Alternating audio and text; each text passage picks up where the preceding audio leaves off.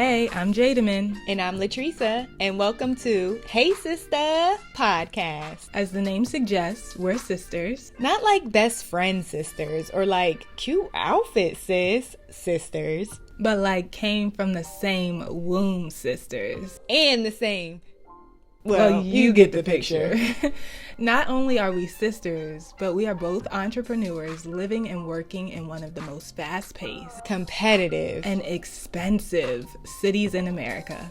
Native to the 717, we are young, creative professionals. Sharing our stories as we journey through the ups and downs, ins and outs, and thicks and thins of life in New York City.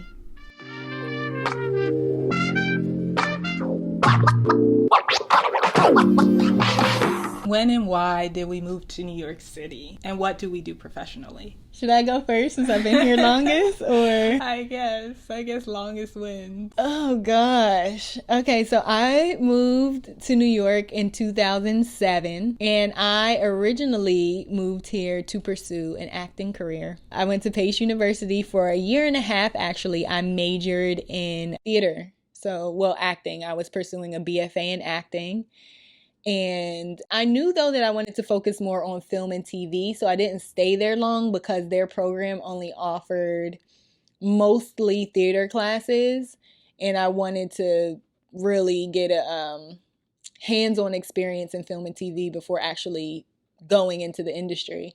So I ended up transferring after a year and a half to the School of Film and Television, which is, well, it was called SFT. I'm not sure what it's called now. But that is why I moved to New York City. What about you, Sista? Well, I moved here recently, more recently than Sista over here, who's a veteran. I moved here in 2019, right after grad school. I studied fashion at SCAD in Atlanta, and I got a job right before graduating, and they offered me a position. And so I moved directly to New York after graduating. So I've been here maybe 2 years now, and it's been interesting. I came to work in the industry as a fashion designer, but now I'm working as an entrepreneur on my own brands, and it's totally different than what I expected. Y'all hear she said brands with an S? Brands, multiple brands. I'm trying.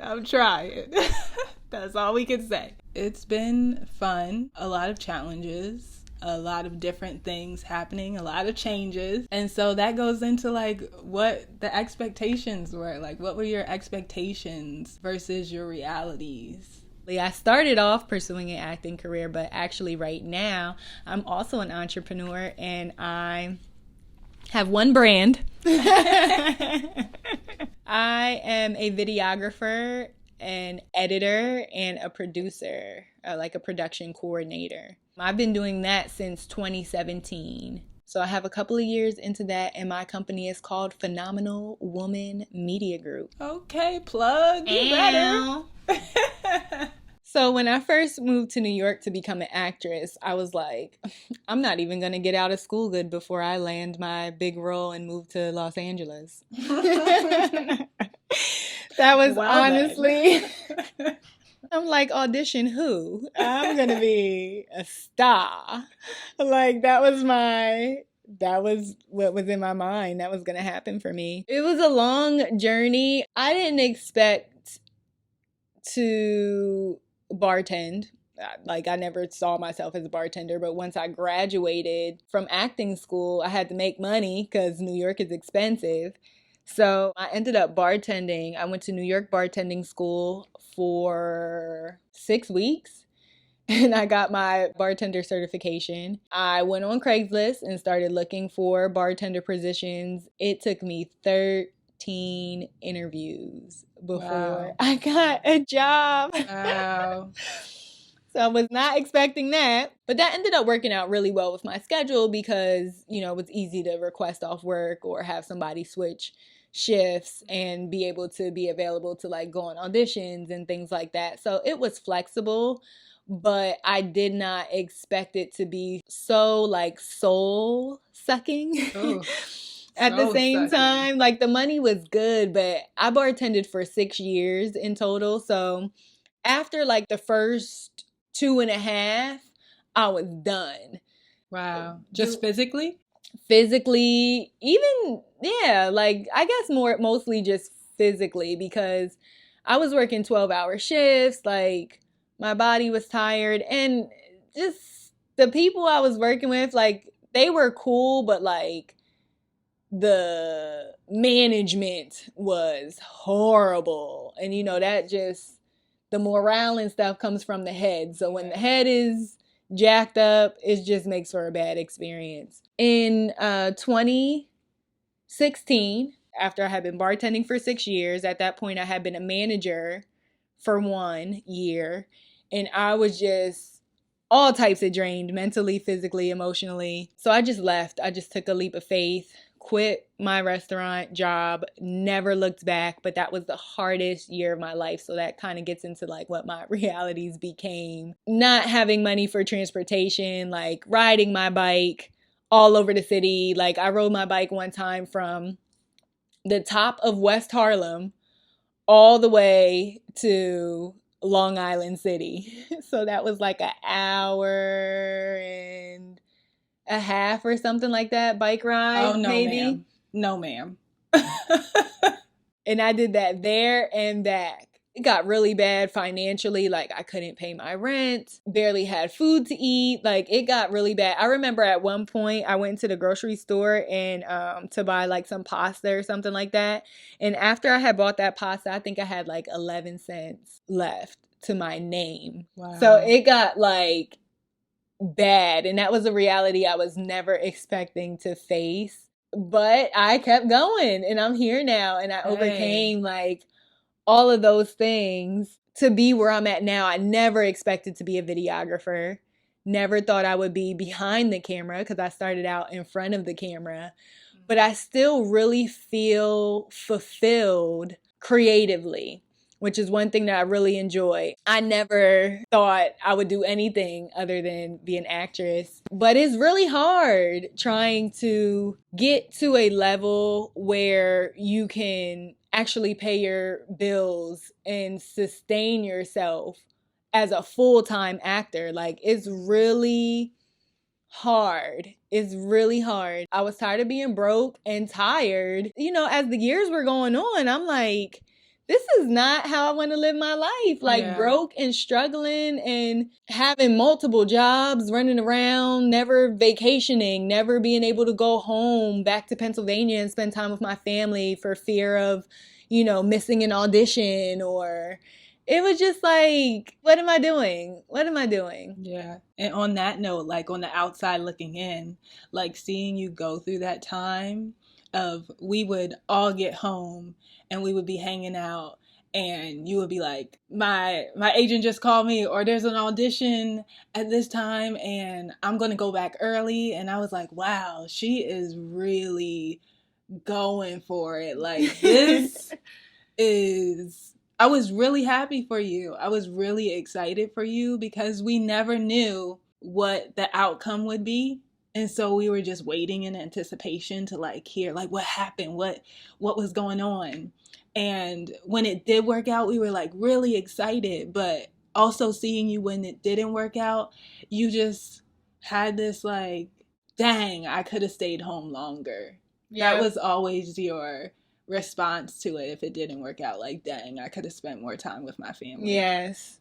And that's one thing that got annoying, that it was really annoying, because I would always leave early. I'll be like, oh, I'm home for a week or something now. And then like day 4 comes and I'm like, oh, I gotta go back tomorrow. That's another hard part is, it's a lot of rejection. And yeah, you can get over rejection, but it's a lot of rejection often. And when it is something that you want so bad and you don't have anything else, like a lot of actors have full-time jobs. A lot of actors have degrees and full-time corporate jobs, to where if they don't get that audition, it's not affecting whether they eat that day or not. Mm-hmm. But like when you're trying to just be a full-time artist, it's just a whole different ball game. And you get so worked up about auditions, and then when you don't get them, it's just like devastating. So it's a lot mentally too to pursue an acting career. Yeah, I would imagine. Yeah. So what about you, sister? What were some of your expectations when you moved here from Atlanta?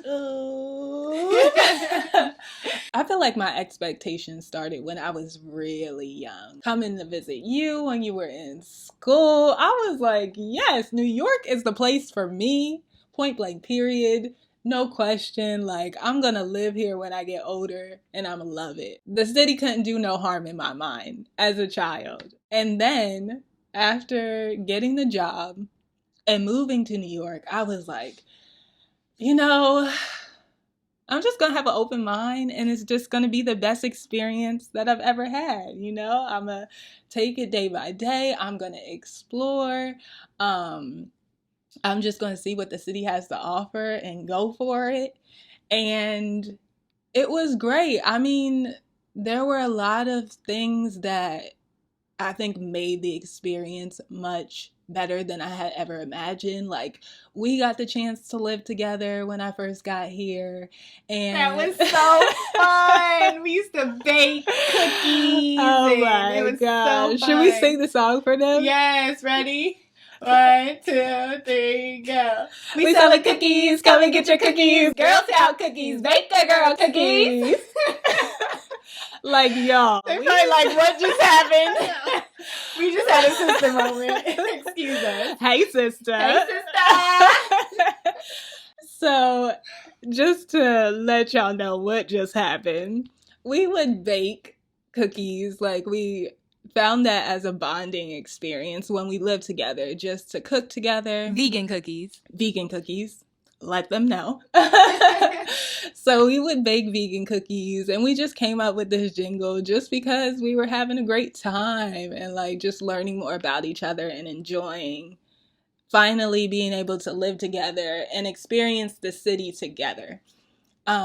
So when I first got here, it was great. Like, we got a chance to hang out. It was a new place, but my sister was here. It was someone familiar, and I didn't feel like, wow, like I have to figure everything out on my own because she was here. How long were you here before I got here? You said 2019 you got? So I got here in 2007.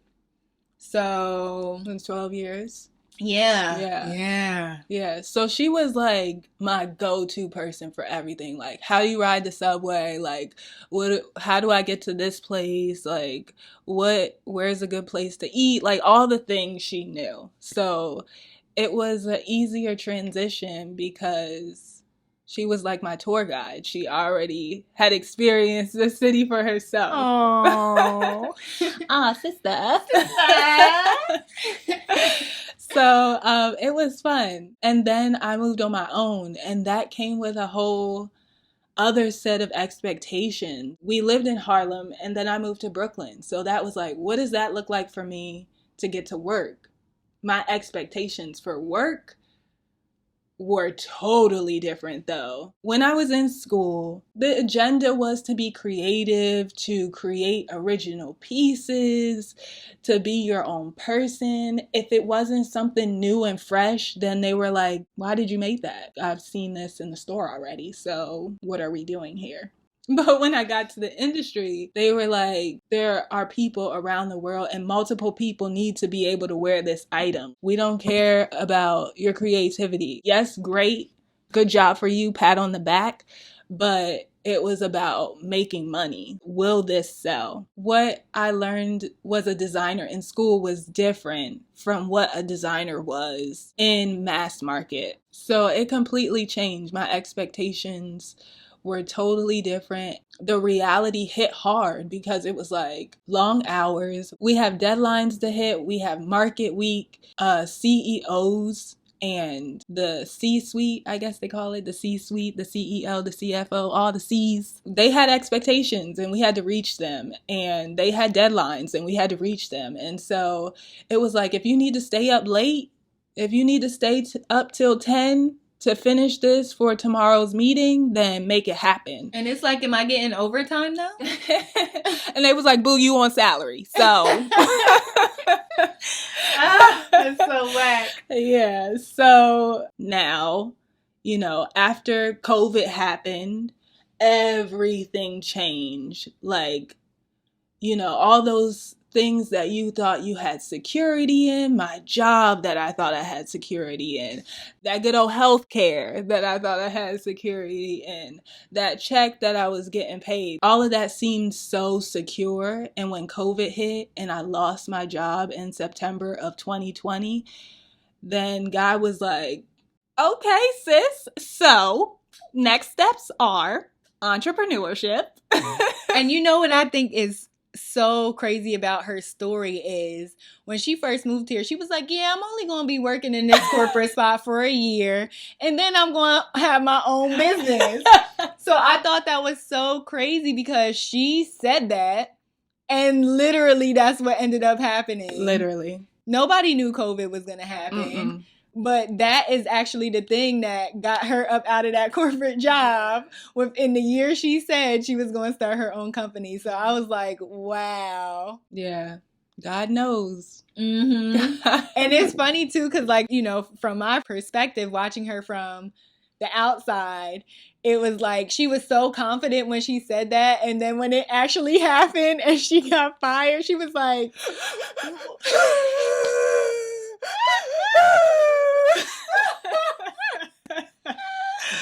She was like, what? Like, it took a while for that to actually settle in. And like, we had to remind her, like, Jade, remember when you said you were only going to be there for a year? Like, look. It was really crazy. The funny thing is, I knew in the back of my mind in 2020 that that year was coming around. But things were so comfortable. You know how you get in a situation and things are so comfortable. You're like, the money is good. Let's just say very good. The benefits are amazing. Like, I'm okay right here. I'm good. Like, I'm really good. And then God is like, remember when you had said, and you like, oh, snap. I definitely did say that. But you know, I'm comfortable. I'm comfortable and I'm okay. Forget what I said back then. God will hold you. Mm-hmm. God will hold you to what you said. Mm-hmm. And he's like, even if I need to give you a little push, it's going to happen. Yep. Yeah, it was. Because we're like, it's a blessing. And I was like, it's not a blessing. We were like, you punishing me. We were like, you got fired, yay! And she was like, no. Like, you know, it's crazy because, like, if you think back on that, had that not happened, would Loam and Moy be here right now? I don't think so. You probably would still be working there. Yeah. Because I was way too comfortable. Yeah. That was kind of like me and with my bartending. It's like comfortable financially, but you're miserable. Yes, mentally. Yeah. It was like I was so drained mentally that it was just a struggle to do anything. It was a struggle to interact with people that I saw on a day-to-day basis. Like, it was a struggle to communicate to my team. It was a struggle to get out of bed. It was just so much. I felt like so much pressure was on me to do things. And not that I don't have pressure now as an entrepreneur, but I feel like the pressure that I have now as an entrepreneur is a choice. When you are working for other people, they have their agenda and they have the things that they need to get done. I think sometimes your mental health and your just overall well-being is put on the line because it's like, well, sis, you need to get it together and take one for the team. Mm-hmm. I was like, you know what? I'm really not feeling this. Like, I would call family all the time and be complaining, like, I can't handle this anymore. Like, I just don't want to communicate. Like, this is too much. Like, people are driving me crazy. They have no respect for my time, no respect for anything that I'm doing. Like, I'm doing this one thing over and over and over again, and it's still not to their satisfaction. It was a mess. And I'm like, why am I dealing with this? I have a choice. That's one thing that I love about being an entrepreneur is that you are on your own time. You make your own schedule. Mm-hmm. And I think even though with that freedom, it's a huge responsibility. Absolutely. And one thing that I told myself when I left my restaurant job is that if I put that many hours in for somebody else, Yep, I can put at least that many hours in for me, because I was working 4 p.m. to 4 a.m. Ooh. at What? Yes. If I was putting in those hours on my feet for 3 years, I can definitely give myself that much time. Yeah. And my mom was also very instrumental when I left, because she used to be like, when I first told her that I was taking that leap, I was like, Mom, I'm quitting, like, I'm leaving. And she's like, well, what are you going to do? I was like, I'm going to pursue my acting career. She was like, okay, if you're going to do that, you need to be focused. You need to be serious. You need to be focused, and you need to be doing something every day towards reaching your goals. She was like, you need to write down your daily goals, and you need to be checking them off the list every day. So I was like, ooh, my mom's a gangster. Like, she ain't Mama don't play. Mama don't play. She said, my baby ain't gonna fail. She said, we came to win. Shout out to Mom. Okay, Mom. Listen. She was like, I'm gonna call you. Let's pick a day of the week, and I'm gonna call you. Our day was Tuesdays. So she was like, I'm gonna call you every Tuesday, and you're gonna tell me what you did for that week. And then it got to the point where, like, Tuesday would come and I would give her an update on what I did for that week. And she would be like, wow, that's a lot of stuff. And I'm grateful, because that year I was so focused. So let's just say, like, from that summer 2016 to maybe like that winter, I put in a lot of footwork. And most of my clients that I have now in my videography and editing company are people that I met that year. Wow. I think that says something. I don't know, just to hit this home. Like, I feel like in the age of social media, you see people and you see them after they reached a certain level, and you're like, wow, how did they get there? And you don't really see people putting in the work. Like, you don't get to experience people in their element of putting in the work. Yep. People see the aftermath and they're like, okay, entrepreneurship, that's where I want to be. Boss lady. Yep. No, that's so real. And to see that your clients came from that moment where you were just putting in so much work and going through struggle at the same time. So much struggle. So much struggle. The realest struggle I've been in my life. And now those customers have stayed with you. And I didn't even launch my company till 2017. Okay. Yep. So those are people that I just met, putting myself in spaces. I was going to women's conferences, but that were centered around like film and TV and music and podcasting. I was going to like women in business, like meetups and stuff like that, like meeting other business women. So that was 2016 when I met them. I launched my company in 2017. And now it's 2021, and I'm working with those people from 2016. So, y'all, the network. The network is real. It's real. For real. So shout out to all my day ones. Hey, day one, A1 from 2016. Where you at? Okay, so what we currently do. What's our day-to-day like? I currently have 2 small businesses. Both are super new, and so both of them I'm trying to get established. But the first one is Loam and Moy, and this is like my baby brand. What does Loam and Moy stand for? I'm glad you asked. So Loam and Moy is an acronym for less of me and more of you, and it's inspired by the scripture John 3:30, in which John the Baptist says, he must become greater, I must become less. So it is a fashion brand inspired by stories from the Bible, and it's really about showing humility and glorifying God through fashion. I lost my job September 15th, 2020. I always say I went from assistant designer to CEO overnight. Yes! Finger snaps! Hey! Yes! Hallelujah! I started Loam and Moy. It was an idea. I had been working on it while I was working in my corporate job. After I got let go, after a few tears, The next day, I woke up refreshed. I was like, let's get started on this fashion brand. And it was born. Like, I started going hard day one, building my network, talking to as many people as I could, doing research, attending webinars, anything you can think of. I was like, let me do this because I want this brand to be a success. Like, God placed this on my heart to do it. And so let's go hard. Like, I already lost my job. I already lost all the benefits. What is there to lose? That's amazing. That's amazing. Yeah, so it was definitely scary. There were a lot of moments where I was like, this is not going to work. This is not going to work. God, why did you bring me here? Because, right, isn't it like, because you were going from a schedule. Yes. Such a set schedule of like a 9 to 5 or like a 9 to however late they had you working. But you were like a Monday through Friday. Mm-hmm. And then it's just like, now I just have all this time to do like whatever I want. And it could be so hard because I've been in school my whole life.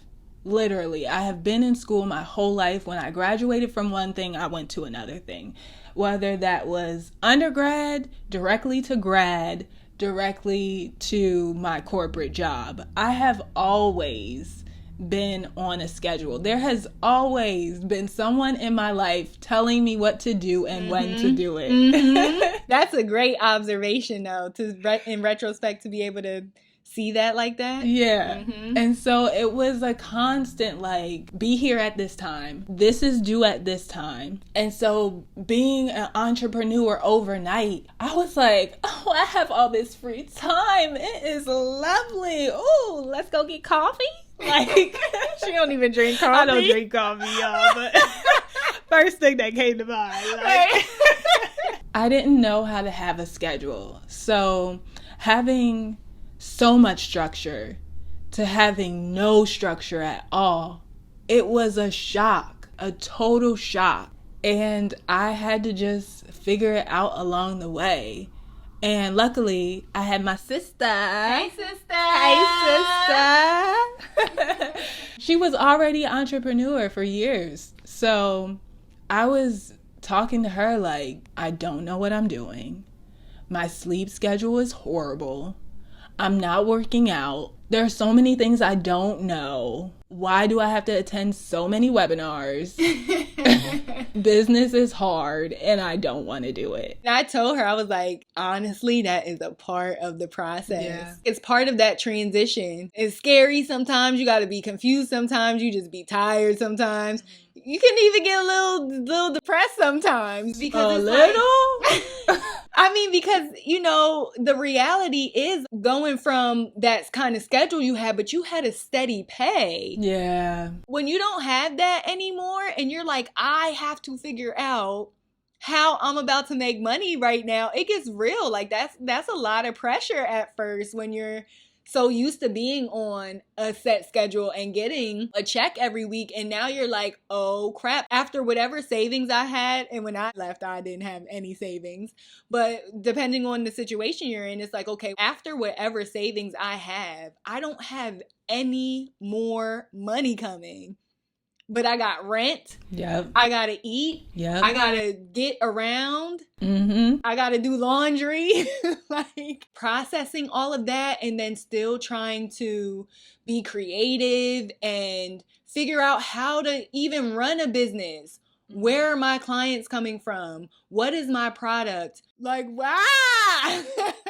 Yep. So yeah, I just was telling her, I said, I've been through it. You just have to go through it and you're going to start to figure it out. Definitely pray. Yeah. Both of us on our individual journeys was praying the whole way through because it's new territory. Like, and you don't have the answers. You don't. It really is a leap of faith. Yeah. And it's like, even when people share their story with you, you can take bits and pieces for it to apply to you.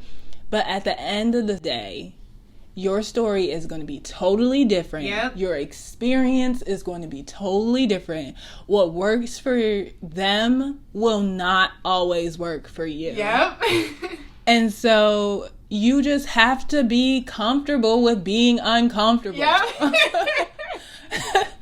When that's what it gets down to. At the end of the day, you just have to be comfortable with being uncomfortable. Yep.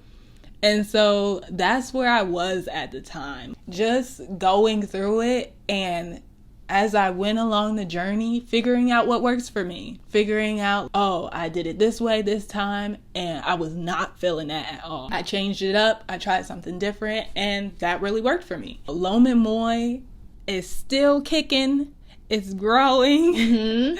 I'm actually kind of in the beginning. Yeah, right? still pretty fresh. Yeah. It's like newborn status. Mm-hmm. Because it takes a while. Yes. I'm glad you brought that up.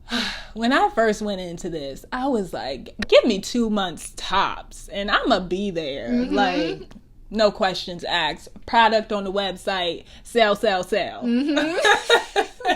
Y'all, we are filming this podcast 2021 and that brand still hasn't launched yet. Because you lost your job. September 2020. It's been a whole year Yeah. and some change. And I'm like, it's just not right yet. Still got some work to do. I was telling Harry, I was like, you better start selling stuff in your closet because I don't know how you about to pay these bills. You better start selling something. Yes. So Lome Moy is currently in the production stage. It is so close to being ready. Yay. Which is so exciting. So Thanks, exciting. sister. Yeah, congratulations. Thank you. Mm-hmm. It's very exciting. On the flip side, when you said, you need to start selling stuff from your closet because, girl, Right.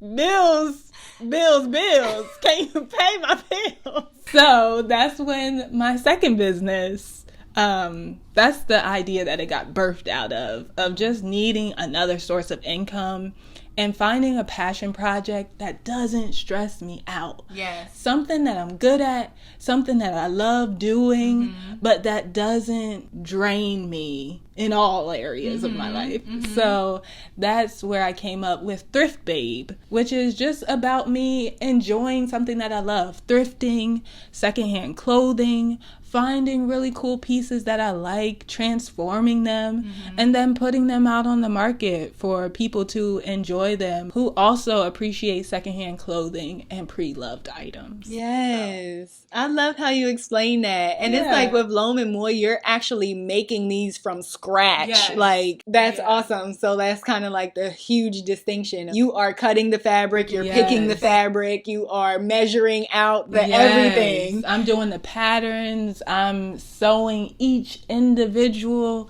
garment. Lome Moy, I am fully hands-on. And Thrift Babe, I'm hands-on, but it is about styling. Mm-hmm. It's about my taste. Yes. It's about just things that I really appreciate. But Lome Moy is a labor of love. Yes. And I think that was very creative because it is so time consuming to make something from scratch. And it's like, well, in the meantime, in between time.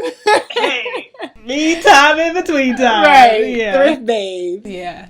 So that's cool. So, if you would like to follow Lome Moy, we are on pretty much all platforms at Lome Moy, LOMANDMOY,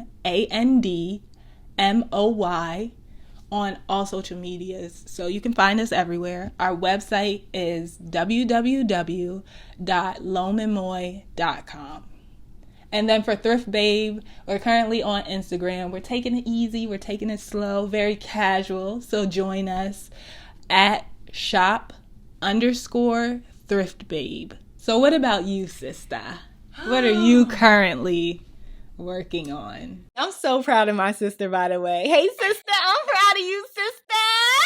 Thank you, sister.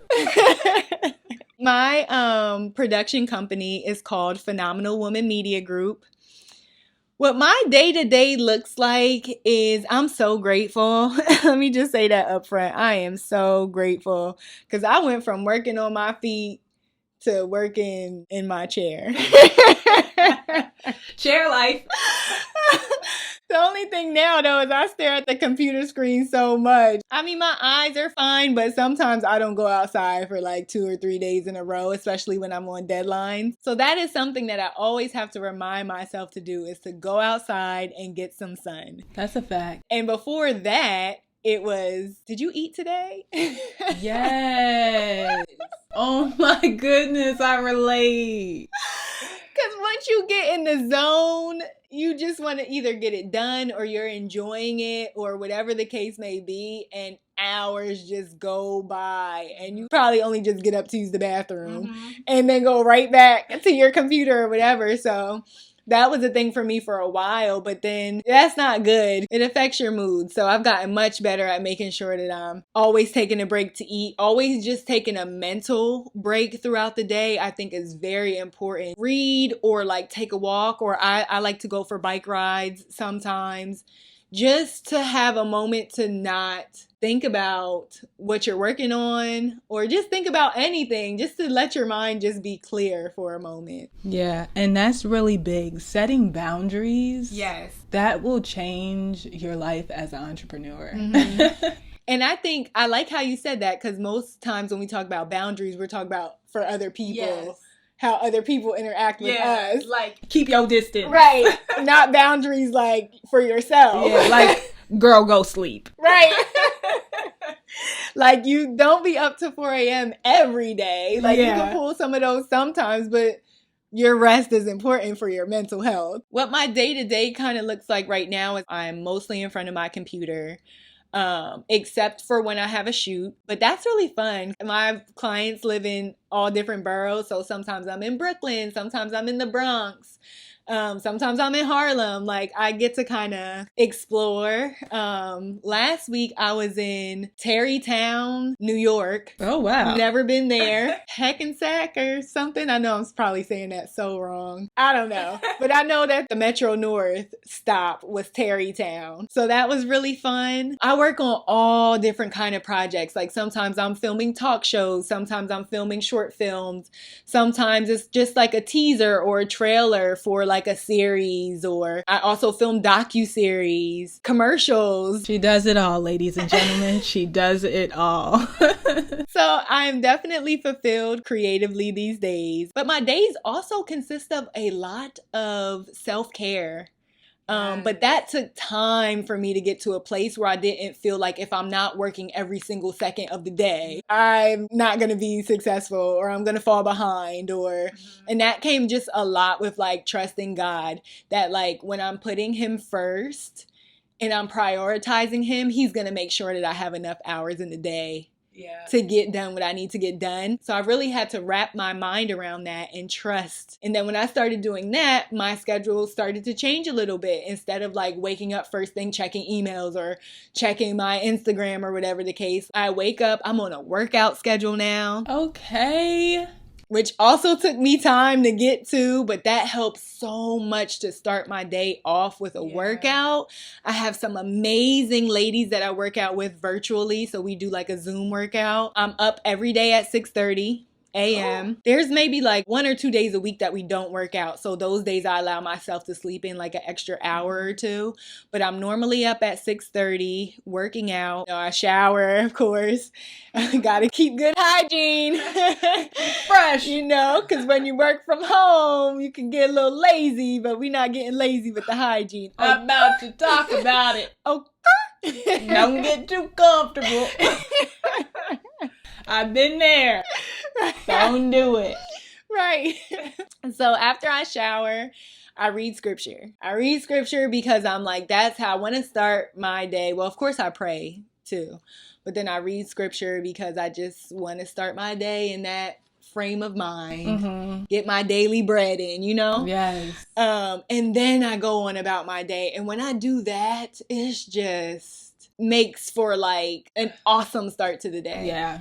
It really does. I agree. Yep. So that's what my days are looking like now. There's other business things that I've had to learn that I didn't necessarily have to know before. Doing invoices and like your taxes is going to be a whole different ball game when you're an entrepreneur. So that, just kind of keeping track of like what you're spending, keeping receipts, documenting things like Excel spreadsheets, that's important. If you want to follow me, because I am always all around the city when I am filming, and I love to do behind the scenes content and take pictures with my clients. I like to post blooper reels from like the mistakes that they make on set when they're trying to like say their lines, funny moments that we have. I work with a lot of other artists because, also with being an actress, I know a lot of actors, I know a lot of makeup artists, I know a lot of other videographers and photographers. I know just a lot of artists. I work with them even now. Still, we collaborate on projects. And so we post all of that really fun behind the scenes stuff on my Instagram. I'm on Instagram at phenomenal_woman_media. And my website is phenomenalwomanmedia.com. So follow me to get all the behind the scenes footage and fun stuff that I post throughout the week. They're hilarious, y'all. You got to see the bloopers. They're fun. They're always so fun. And they're such great sports because I always send them the blooper reel that I do. I always send it to my client first so that they can approve it and say that they're okay with me posting it first. But so they're all great sports. Hey Sista podcast is brought to you by the owners of Loman Moy and Phenomenal Woman Media Group. Our mission is to share our stories about the realities of entrepreneurship and to help you along your journey to becoming your own boss. Whether you're a newbie, advanced, or somewhere in between, we want to remind you that you are not alone. We hope to encourage you and give you insight as you navigate through the uncertainties of this unique and rewarding lifestyle. Join us on Patreon to get VIP access to behind-the-scenes exclusives and special perks by going to www.patreon.com/Hey Sista Podcast. Thanks for listening. See you next time.